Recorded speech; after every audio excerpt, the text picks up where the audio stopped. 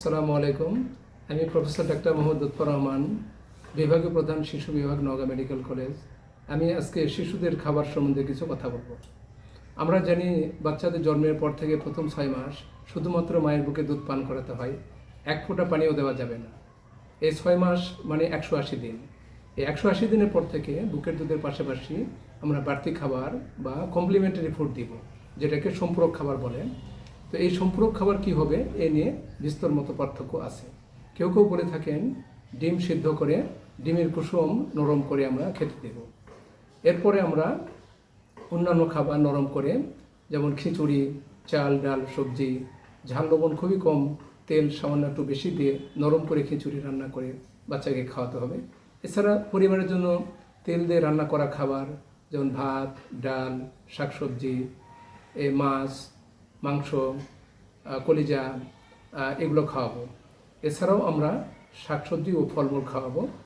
তো মনে রাখতে হবে যে আমাদের যে বয়সে যে খাবারটা দিতে হবে সেই বয়সে সেই খাবারটা আমরা যেন দেই।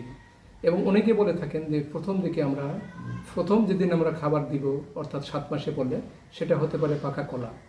পাকা কলা আমরা হাত পরিষ্কার করে ধুয়ে নরম করে আমরা খাওয়াবো। এরপরে পর্যায় করে একটার পর একটা যে খাবার যখন শুরু করব সেই খাবারটাই কয়েকদিন ধরে খাওয়াবো। এরপরে নতুন আরেকটা খাবার যোগ করব।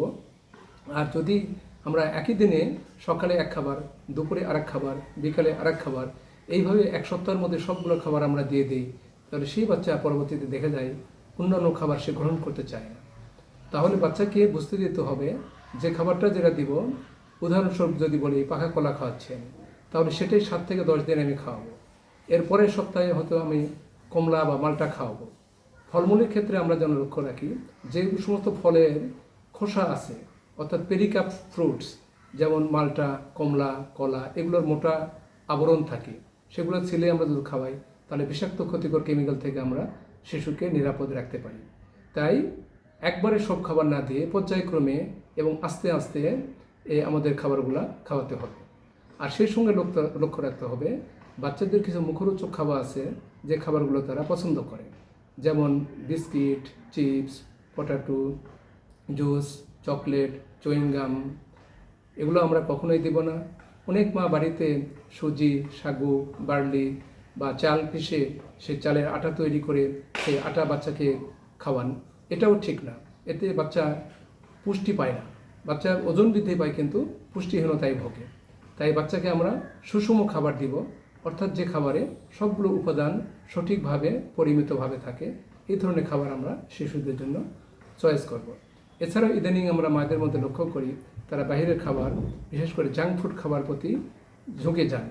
বিশেষ করে স্যান্ডউইচ, বার্গার, পিৎজা, হটডগ, বিভিন্ন ধরনের খাবার তারা দিয়ে থাকেন এবং পরবর্তীতে দেখা যায় বাচ্চারা বাইরের খাবার প্রতি বেশি ঝুঁকে যায় আর পারিবারিক খাবার তারা খেতে চায় না। তাই আমরা শুরুতেই বাচ্চাদেরকে বিভ্রান্ত না করে আমরা পরিবারে যেগুলো খাওয়া দাওয়া করে খাই সেগুলোই আস্তে করে নরম করে এবং শিশুর উপযোগী করে আমরা যদি সেইগুলোর মধ্যে বৈচিত্র্যতা নিয়ে এসে খাওয়াই। একই খাবার আমরা খাওয়াবো, মাছ খাওয়াবো, মাংস খাওয়াবো, কিন্তু এগুলোর মধ্যে আমি একটু বৈচিত্র্যতা নিয়ে আসতে পারি। তো এইভাবে আমরা যদি বাচ্চাদের খাওয়াই তাহলে তাদের গ্রোথ এবং ডেভেলপমেন্ট, এটা শিশুর দৈহিক বৃদ্ধি, তার মানসিক গুণাবলী, এগুলো সঠিকভাবে বেড়ে উঠবে। আশা করি আমরা সবাই এই নিয়মগুলো মানিয়ে চলি এবং বাচ্চাদেরকে উন্নত ভবিষ্যৎ গড়তে সহায়তা করি। আসসালামু আলাইকুম।